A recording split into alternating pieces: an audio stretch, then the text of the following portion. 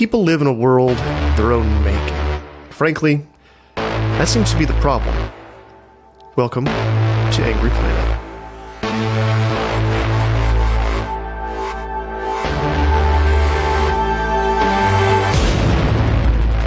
Hello and welcome to Angry Planet. I'm Jason Fields. And I'm Matthew Gault. The war in Ukraine drags on. Supply lines drag out, and there's no end in sight as the war has passed the 1-year mark. We thought it would be a good idea this week to bring you someone who's actually there and has seen the front lines for himself. Caleb Larson is a multi-format journalist and defense writer. He's based in Berlin, and he spent most of 2022 reporting from Ukraine. So we're really glad to have him. And you were just recently in the Donbass. Can you tell us a little bit about what you saw and maybe a little bit more about where you were and what you were doing there? Yeah, right on, definitely. So I was based in Kramatorsk. That's kind of a smallish, mid-sized city, kind of centrally located in Donbass. It's kind of an important node in the area. It's a good jumping off point when you're trying to go to different places. At the time, I was trying to chase down a story about the Battle of Bakhmut, which is ongoing.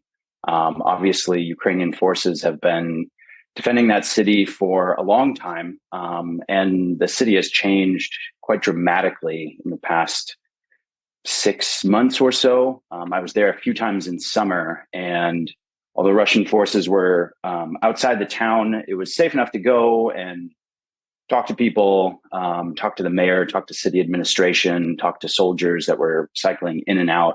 And that now is obviously just not possible at all.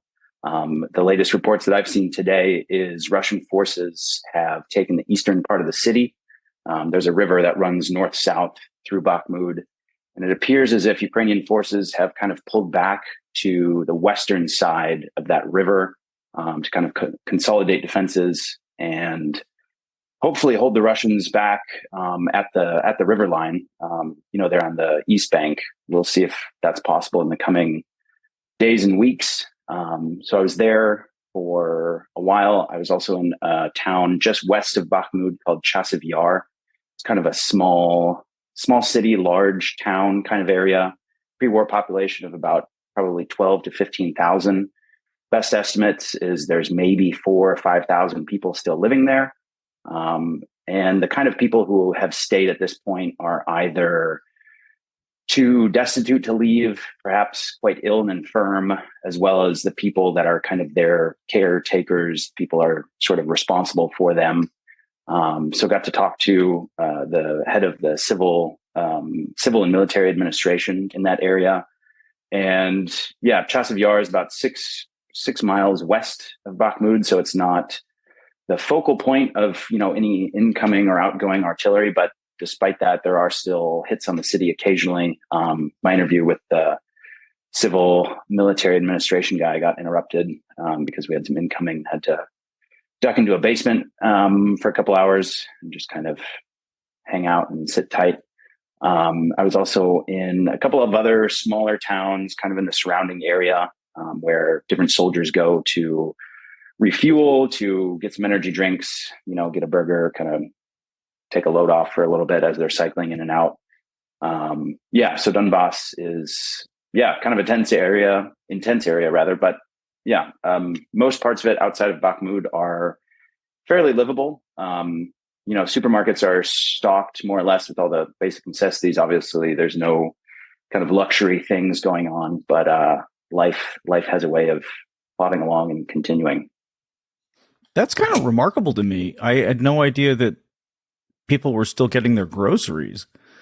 But I guess, what were signs of abnormal life?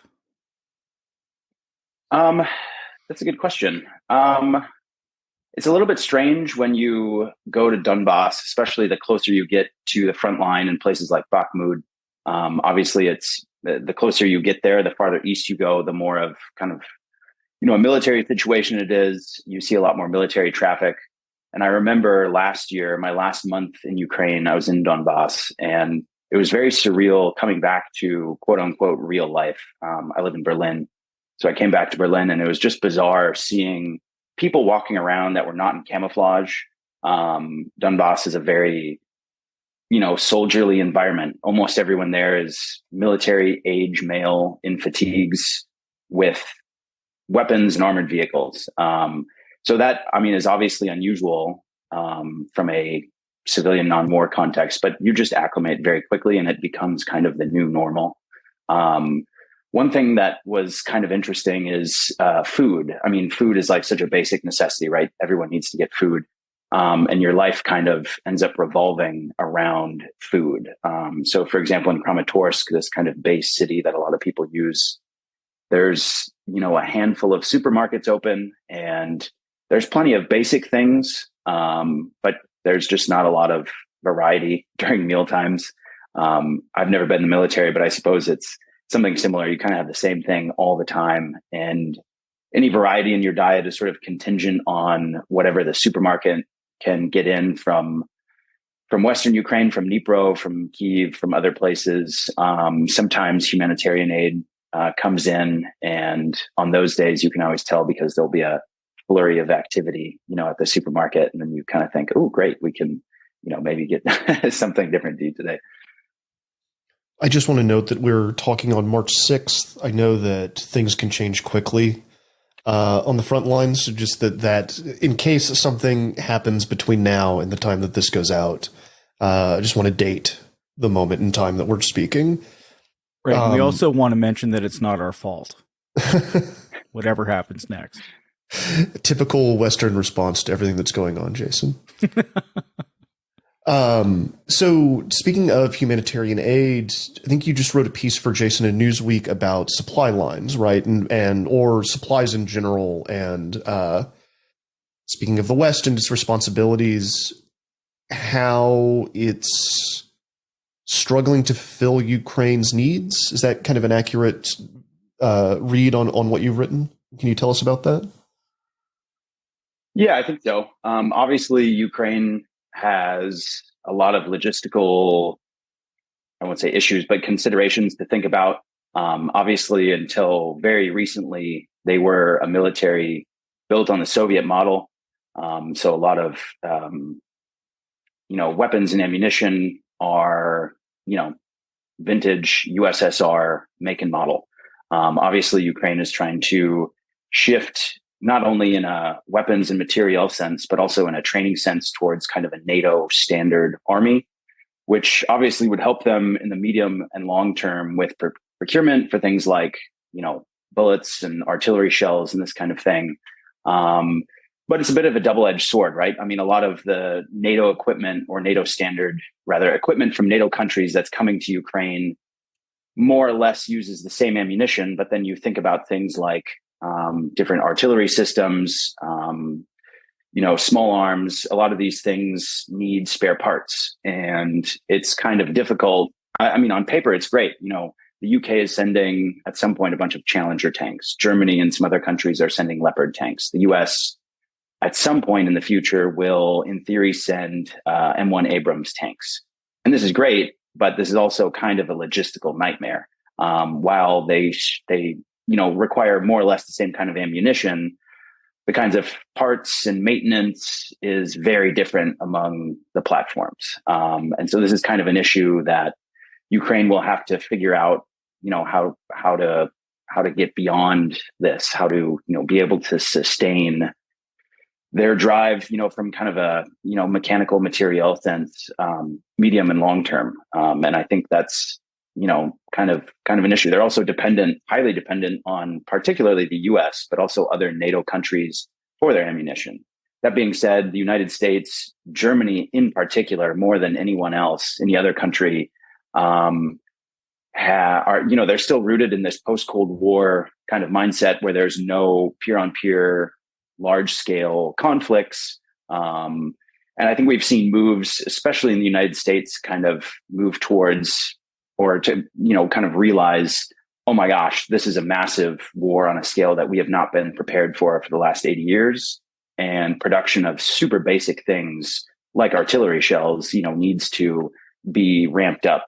One of the problems, this is maybe a simplification, but the Department of Defense and many other militaries order ammunition on a year-to-year basis. And typically that's kind of been contingent on, okay, last year, how much training did we do? We need X amount of shells last year, and we're seeing a trend. So we're going to order just for the next year. So a lot of orders that are in are reflective of a peacetime kind of training, and what you want to call it, standpoint or footing rather. And one thing that the Department of Defense seems like it's doing, and I think will do, is instead of ordering ammunition on a year-to-year basis, we'll move towards multi-year contract, which gives defense companies that produce different, ammunition, equipment, vehicles, the confidence to say, okay, we can expand production. We can maybe open up another line. We can work more hours because we have the security of not just this next year, but maybe the next 2 years, 3 years, potentially longer. And so that's a good move. But that being said, it takes a long time to kind of move from 30 years of post-Cold War, we're at peacetime, there's no large-scale war going on, to there's the biggest war in Europe in 80 years. So that's kind of a medium long-term bottleneck that hopefully will be rectified soon, but it's a little bit unclear if, there will be enough ammunition in Ukrainian depots and stocks when there needs to be. So we'll see.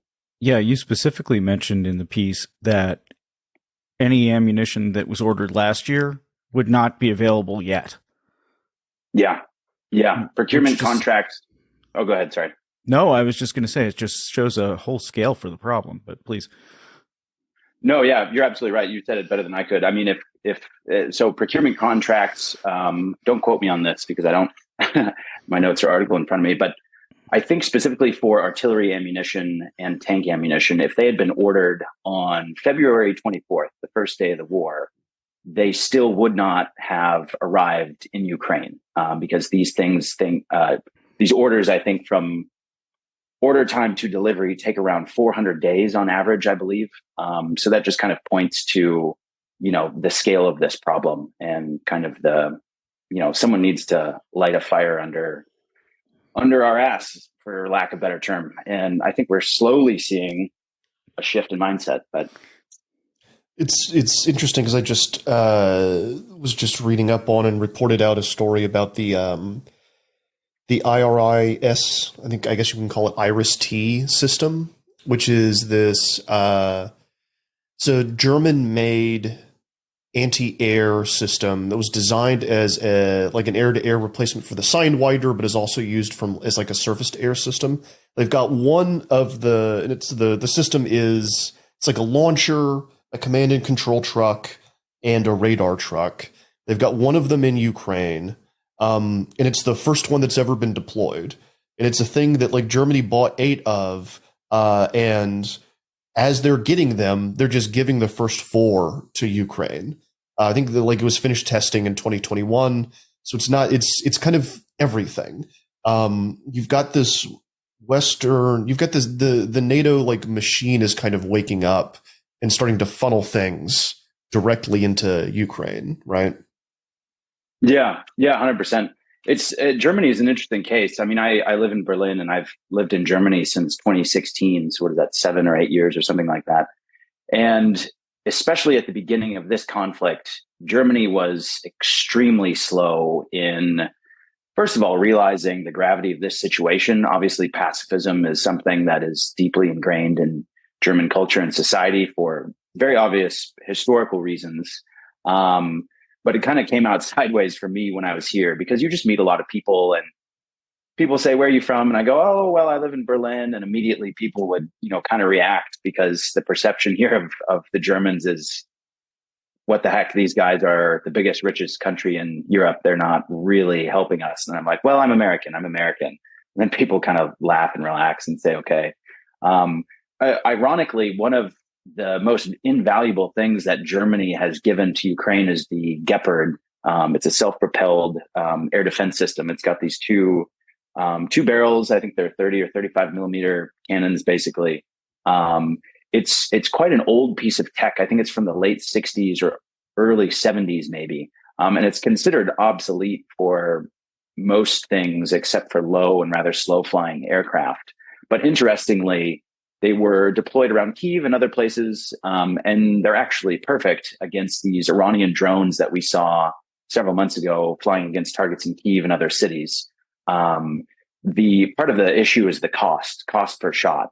They're shooting, these, large caliber anti-aircraft shells, which, I don't know exactly how much they cost, but they're significantly cheaper than air defense missiles. And one Gepard can hold something like, don't quote me, I don't know, but say 500 rounds. I don't know what it is, hundreds of rounds. And so ironically, this piece of tech that Germany gave because it was obsolete and they just kind of gave it to Ukraine because they wanted to give them something, turned out to be one of the best things that the Ukrainians got, in, I guess, late summer, maybe fall time, ironically. So it's been quite interesting watching that development. I think people don't realize just how expensive munitions are. There's a reason why we spend $1 trillion almost on defense. Aside from all the waste, corruption, abuse, all that fun stuff, and the fact that so many of our systems are antiquated, with account, blah, blah, blah, blah, blah, blah. But I was just looking this up, like single just bomb is $75,000. Missiles are more, for each one. And it's just, how do you deal with that? How do you maintain that? That Sidewinder we used to blow up the balloon over Lake Huron was $439,000 to give people an idea. War's expensive. But on the bright side, that $400,000 could bring down a $50 million airplane because we're crazy. Yeah. No, it's interesting. Oh, no, go ahead. Sorry. No, go ahead. Okay. Just to speak to your point about cost, I was a couple of days ago, I was in Kramatorsk, and I was talking to this sniper team, this 2-man sniper team. They both have Italian-made rifles. They have pretty expensive German optics, and they have thermal imaging systems for their rifles. And a lot of this kit is significantly expensive. And we were talking kind of about, Ukraine just has this motley selection of different kit from all over, some extremely expensive and high quality, some incredibly basic. And so we were talking a little bit about their kit and, what role it plays currently in Donbass and in Bakhmut. And they were brutally honest. And they're like, these rifles, these optics, all this stuff costs, between the two of us, probably $20,000. But honestly, in places like Donbass, like Bakhmut and different surrounding areas, you're better off with, an AK-74 and maybe a thermal imaging system or a drone that costs, several $100s, maybe a couple thousand, because, the distances that we're fighting in don't really require me to sit up on top of a hill, 1,500, 2,000 meters away. Which, you multiply that by the number of soldiers in Ukraine, and that still gets extremely expensive. So, yeah. How has the war changed in the past year? What's different now than the last time you visited? That's a really good question. I think last time I was there, this was kind of at the beginning of Ukraine's counteroffensive, right? They pushed the Russians back from Kharkiv, kind of in the northeast, back to the Russian border. A little bit later, they were able to dislodge or kind of push the Russians out of Kherson in the south. And I think a lot of analysts and people in the Twitter sphere kind of anticipated this, continuing momentum into winter, which has kind of stalemated. I think one of the main things that's different now is, rather than being on the offensive, Ukraine and Russia are at a bit of a standstill. Ukraine has made some massive and incredible gains throughout the country since the summer. If you look at what's happening now, Russia is making some incremental gains around Bakhmut that are extremely costly and strategically of little significance. If you go down a little bit to the southeast in places like Vuhledar, the Russians have been trying to take that area for a really long time and have lost, if not tens of thousands of men, I would say maybe around 10,000 men, and they've made almost no gains. So I think at this point, the question is, there was this talk maybe 2 months ago about a coming Russian counteroffensive. I think this is it. This is the Russian counteroffensive. And sure, Bakhmut, the loss of it would be, not great for Ukrainian forces, but in the long and medium term, the loss of Bakhmut is not strategically significant at all. And if you think about, what was theoretically the second most powerful army in the world fighting against Ukraine, one of the poorest countries in Europe, and this is what they've gotten for it, it's quite remarkable. That being said, I mean, that's kind of the situation now. That's how it's changed since summer. I think what I'm very interested to see is what happens now, what happens in the next few weeks, few months. People are anticipating this Ukrainian counteroffensive. And this is kind of the problem with Bakhmut is Ukraine is expending a lot of men and ammunition to keep the Russians back for as long as possible.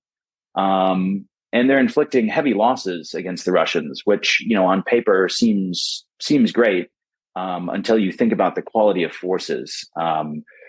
Russia has conscripted, by some estimates, 300,000 to 500,000 men from Russia, be it from jails and prisons or people pulled off the street.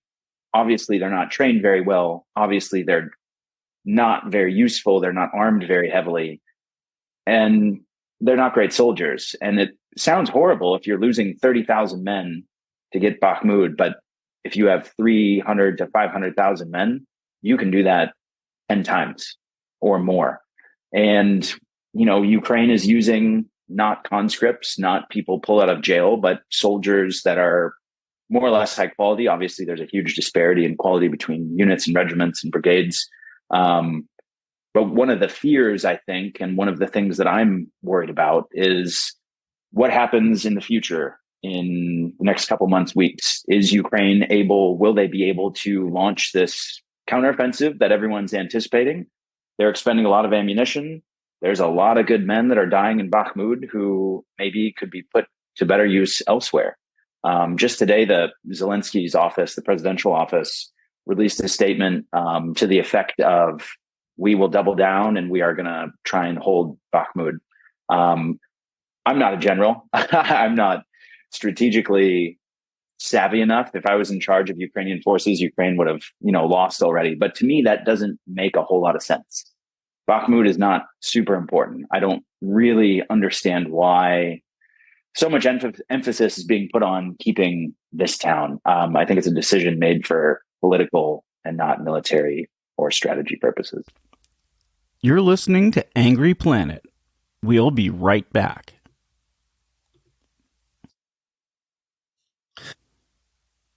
And now we're back with more from Angry Planet. I'm also curious, we've talked about Germany a few times, and you live in Berlin. I'm curious what the mood is like in Berlin and how it's changed over the past year. How do people feel about all this? This is on their doorstep, right? It's not like it is in America. Yeah, no, 100%. Great question. Germany is the most pacifist place I've ever lived in my entire life. Germany has a very active and very rich kind of political involvement, political culture, which is great. I think it's great that, people can kind of air their opinion freely without, fear of the government, fear of their fellow citizens. That being said, there's a lot of talk in Berlin. I like to call it, quote unquote, Berlin brain, where people say, stop the war, put the weapons down. And I think the slogan or the mantra should be, Ukraine should win. There's this kind of perception that, we need to find a diplomatic solution to this problem. And the diplomats, they just need to talk and they'll figure it out. And, these warmongers in Washington and Warsaw and all these other places, are using Ukraine as a pawn against Russia. This is a proxy war, which is I mean, for lack of a better term, total BS. This is not a proxy war between the US and Russia. I mean, this is a war that Ukraine is fighting, and it's very existential. I mean, if Ukraine puts down its weapons, Ukraine as a country does not exist anymore. If Russia says, hey, we're going to stop fighting, this war is over and there's peace. So I think it's a little bit naive to kind of say, hey, we just need to find a diplomatic solution. I mean, Russia is clearly not a reliable partner, reliable negotiator. And yeah, I mean, there's protests in Berlin and in Germany every weekend, multiple times during the weekend, rather. You see a lot of pro-Ukrainian rallies. You see a lot of pro-Russia rallies, which can be quite shocking. Germany and Berlin as well, they have a fairly large German-Russian population. So after the fall of the Soviet Union, there was a lot of ethnic Germans that had been living in Russia that were allowed to come back and get citizenship. Obviously, if you have Jewish heritage, it's a lot easier to come to Germany and get citizenship, which is great. But there's a lot of people who, were brought up in the Soviet Union and are certainly German, but still have kind of this, I don't know what you want to call it exactly, Russian, Soviet, post-Soviet mentality of, Russia as this strong empire, this strong, proud nation. And yeah, quite frankly, there's a lot of racism from that corner towards Ukrainians, which is not great. I live in East Berlin, and, obviously historically that was, not part of the free world, so to speak. And pre-war, you would hear Russian on the street, not everywhere, not all the time, but there was definitely this presence in Berlin before the war. Obviously, you hear it more now, also Ukrainian, since Germany and Berlin are hosting so many Ukrainian refugees. But I think public opinion is slowly turning. If you look at the decision that the chancellor made to finally acquiesce and let allies who operate the Leopard tank to send it to Ukraine, it took, he came kicking and screaming, and he had to be pulled over the finish line. Obviously, I think it took the United States to say, hey, if you commit to sending Leopards, we'll send Abrams tanks at some point. But if you look at polling in Germany on public opinion, which I think is quite reliable, it's interesting how public opinion has shifted from we should not help anyone, militarily. Typically, Germany refrains from sending weapons to war zones, regardless of what the war zone is or what the circumstances are. And if you look now, especially among younger people, I would say probably like 18 to 35. I don't have exact figures, but I'm comfortable saying probably around 60%, perhaps a little bit more, are in favor of arming Ukraine. I think there's this realization that, hey, we are safe behind NATO, and an attack on Germany is probably not very likely. But Ukraine is our neighbor, and Ukraine didn't provoke this war. And as we, Germany, are in a position to do something about it, I think people are realizing slowly that, with this sounds so cliche, but with power does come responsibility. And I think people are starting to get that in a way that they haven't. Do you think that Germany will actually rebuild its military now, so that it kind of has one? From what I understand, it's not much as of now. The defense minister was just complaining about this a few days ago, I think, right? He said that as it stands now, that they don't have the supplies or the troops or the infrastructure to defend themselves should they need to. Yeah, no, 100%. This is something that's been, incredibly frustrating. I'm not a German citizen, but as someone who lives in Germany, I'm just ripping my hair out. Obviously, the chancellor, I want to say in March of last year, roughly a year ago, he had this famous speech, the Zeitenwende speech, like the turning point speech, where he gave this speech and basically said, we, for the last 30 years, have been riding on the coattails of NATO and the United States. Obviously, I'm paraphrasing. But we are going to invest €1 billion in the Bundeswehr, and we are going to kind of build ourselves up. It was a great speech. He is perhaps not known for his oratory skills, but it was on point. That being said, a year later, nothing's really changed. There's not a whole lot going on in the revamping area.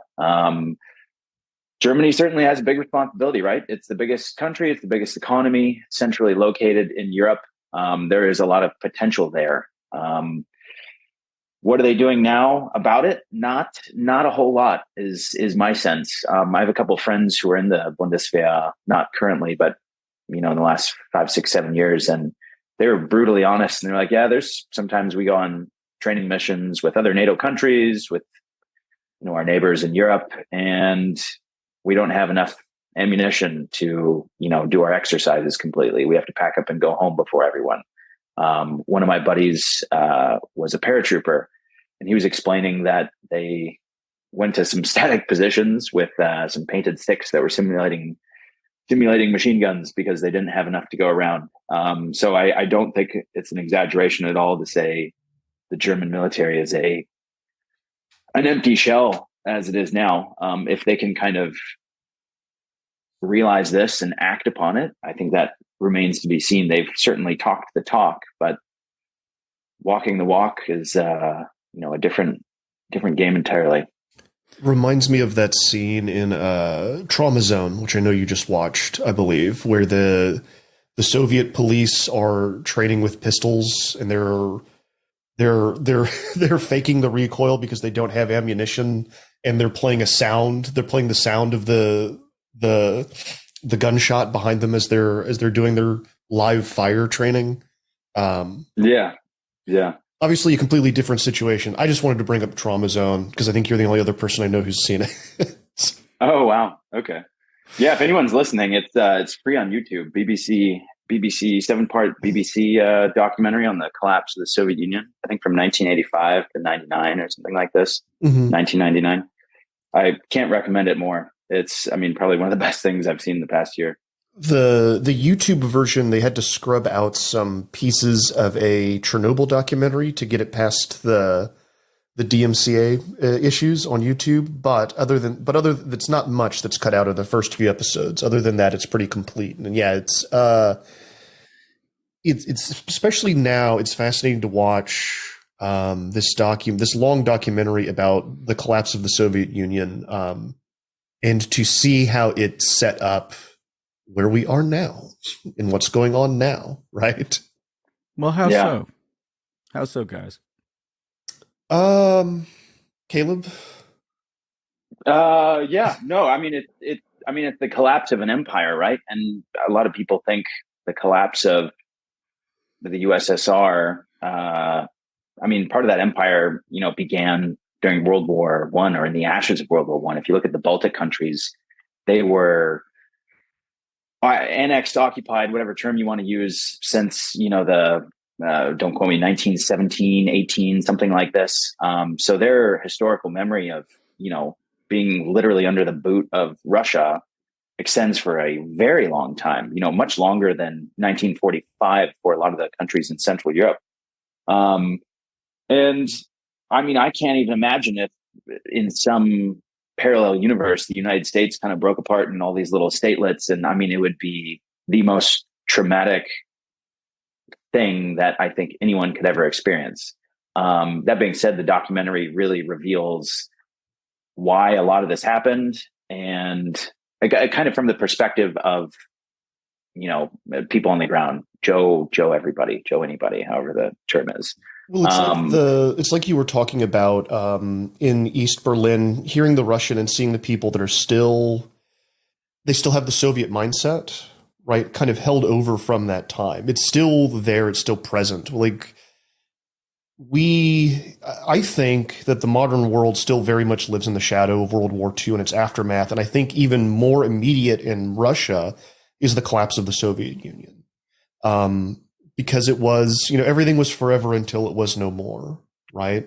There was this system that that had been designed and people were told would lead to global peace and prosperity, and you lived through its collapse. All the while, the state still telling you that everything was rosy and was going to be wonderful. And the documentary, as you said, kind of does a really great job because it is. There's not any like it's an Adam Curtis documentary, but there's no Adam Curtis voiceover. It is he kind of plays it straight. It's just archival footage. And those are my favorite kind of documentaries. So it's like an 8-hour long documentary where you are seeing home video and news report footage, and like television shows from the time of the collapse. And it gives you a mood. And I think it's important to understand what that mood is and what it's like to live in an empire that is gone and be led by a person that was created by this empire, right? And as that person faces the end of their life and reflects on the empire that they served, and the ruins that they are now in charge of, he is obviously looking at the old pieces and trying to gather them back. And I think that the documentary does a really good job of making you understand that Soviet mindset and making you understand, like, kind of setting you up for where it is today, right? Agree, disagree? No, 100%, 100%. And I mean, one thing that was interesting for me is the continuity between the Soviet Union and Russia today in terms of things like corruption. I mean, I don't know if there's an empire or a, whatever you want to call it, a country or a political system that was that large, that existed for that long, that was so deeply corrupt on so many levels. Not only after the collapse, of course, you know, all these state enterprises were sold off for pennies on the dollar, and there's a lot of shady things that happened. But even before that, I mean, there was just rampant corruption, which you see today in Russia as well, particularly in the military. I mean, you could argue that this war was launched partly because of corruption, because Putin, you know, believed whoever he was listening to, who maybe wasn't the most honest broker of information, and said, "Hey, we can take Kyiv in 3 days. You know, my guy on the ground thinks this. This is what he told me. His guy on the ground heard it from someone else. Maybe he's making it up. Maybe he's getting money and he doesn't give a rat's ass either way." You can see it also in equipment that, you know, has been captured or seen by Russian forces. There's, you know, tanks that, you know, they don't have this explosive reactive armor that they're supposed to. It's pieces of rubber and plywood. So, I mean, part of this corruption obviously has its roots in the Soviet Union and perhaps even before then. But the Soviet Union's gone, but the level of corruption that exists in that country is still there, which for me was pretty surprising. How is that to get around in Ukraine? I mean, I'm assuming there's still lots of corruption in Ukraine too, which is like it was number 2 before this war started on the, you know, list of European corrupt countries. Anyway, does that have an impact on you when you're traveling or, you know, trying to do some work? That's a great question. I have never seen any instance of corruption since I've been here. I've not gotten a whiff of it. And I'm not saying that out of any sort of loyalty towards Ukraine or anything. Certainly there's probably things that have happened that have slipped under my radar. Interestingly, in the past probably month or 2 months, there's been some shuffling of cabinet people. There's been some shuffling of, you know, leadership of, you know, different departments. And it's a little bit opaque what the circumstances are surrounding that. Does corruption play a role? I mean, I'd be a fool if I said absolutely not. I'm sure there is some layer of, you know, something going on, perhaps divided loyalties with Russia. I don't know if I'm in a position to kind of pin the tail on that donkey, so to speak. But yeah, I mean, this is also an issue like looking forward, right? I mean, I think Ukraine does have quite a good chance of winning this war, but can they win the peace? That's another war that they will have to kind of metaphorically fight. You know, what happens when the EU, the World Bank, the United States, all these countries pour money into this country for reconstruction? Does it disappear? Does it go to shoddy building projects?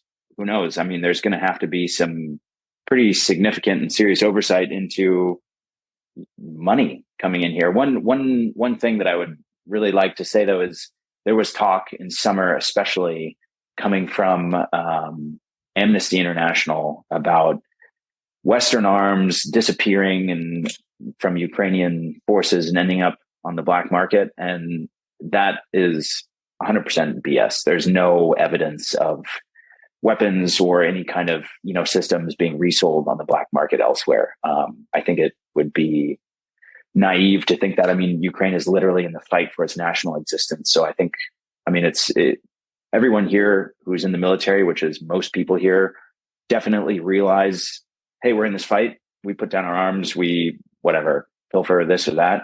This affects me. This affects my unit. This affects my buddies. This affects my family, my friend's family.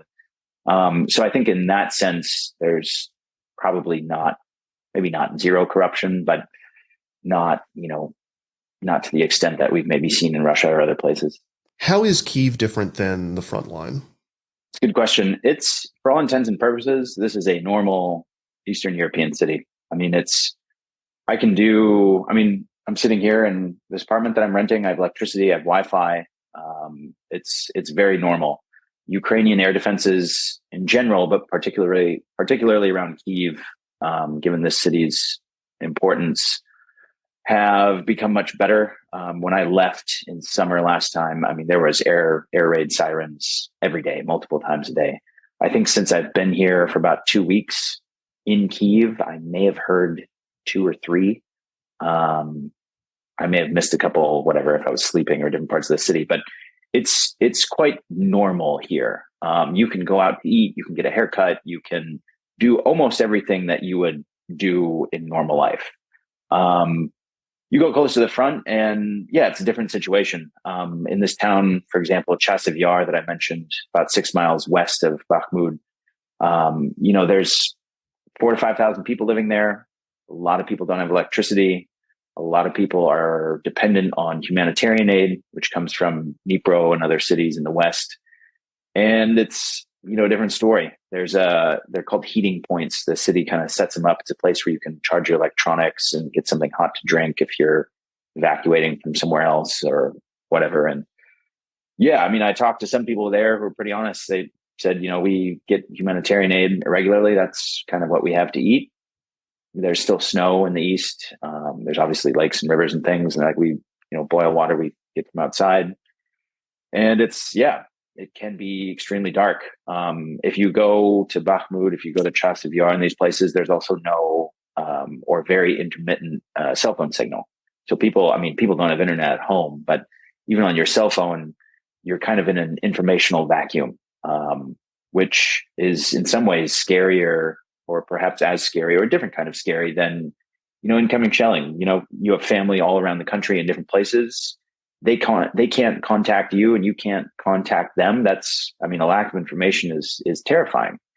When last summer I was in Lysychansk out in the east before the city fell to Russian forces. And I remember, I'll never forget it. I was walking down the street and this little Lada, these little Soviet Lada cars, it drove up and screeched to a halt. And this lady jumped out. I was wearing a press vest with a couple of journalists. And so she saw press in Latin letters and realized we were not Russian journalists, and the soldiers with us were not Russian. She was Ukrainian, obviously.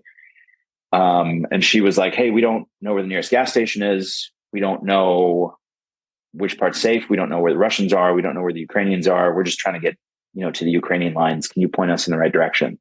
We're like, yep. We pointed her to the right direction. She gave us a piece of paper and she was like, this is my sister and my brother. This is my name. This is my family's name. We can't charge our cell phones, so we can't even call them. If we had signal, could you please call them when you get back to Kramatorsk and just tell them, we're alive. So it's, the informational vacuum, I think in some ways is more a different kind of scary than the lack of food, the lack of water, which is totally scary. But in Kyiv, it's something else. It's odd. It's normal life, more or less. But you get to the front and it's basic things that you don't even think about just don't exist. Can you go over and visit the Russian lines? What's Russia doing with the Western press? I haven't seen anything, so I'm assuming they're not allowing Western press over there at all. Yeah, no, between, well, it depends on where you are, but there's a gray zone, sort of a no man's land between lines where anything moves there, it gets shot or bombed or just kind of blown to smithereens. There are a couple of Western journalists, and I say that very sarcastically, with air quotations, who Like Fox News. Oh no, it's even No, I'm stupider joking. than I'm Fox joking. News. I'm joking. Come on. No, we there kid are because we love. Yeah, no, all good. There are a couple of Western journalists, British mostly, I think, who say they are embedded with Russian forces, and they would like to present themselves as someone who provides a neutral view on what's going on from the Russian side. That being said, I think they're glorified Twitter personalities who, are in it for shits and giggles, and for the notoriety, for the attention. So yeah, in short, no, it's not really possible. I will say, actually, recently an NBC crew stationed somewhere in Russia drove. I want to say from Moscow, but I'm not sure. But I think from Moscow to Crimea, because that Kerch Strait bridge has been repaired somewhat and it's open to car traffic, and so they were able to go to Crimea. There was an Al Jazeera team who did something similar a couple of weeks ago. The details escape me at the moment. So in that sense, you can kind of wiggle your way through kind of from the other side. But yeah, I mean, someone like me, if I would try to go to Russian lines, I would be, if not shot, taken prisoner. And this would be the last podcast interview I'd ever do. Great. Where are you going next? Good question. I'm actually thinking about maybe going to Odessa. There's a story that I'm trying to hunt down over there. So we'll see if that pans out. Also, another beautiful city. If you guys ever get time and interest, you could go there safely and it would be just fine. Beautiful city there on the seaside. Going to go there. Yeah, we'll see. I mean, we'll see what happens in Bakhmut. My gut feeling is that the city will fall in a matter of days or perhaps weeks to Russian forces. And we'll see. I mean, west of the city, there's a lot of high ground. There's a couple of ridge lines, I believe, that Ukraine would be wise to kind of replant themselves at. And so perhaps they're next. I mean, it kind of depends, right? If I had a crystal ball, I would be, I'd be quite happy, but unfortunately I don't have one. So we'll see. We'll see what happens. Well, Caleb Larson, thank you so much for coming on the show, and good luck, stay safe, all that fun stuff. Thanks. Appreciate it.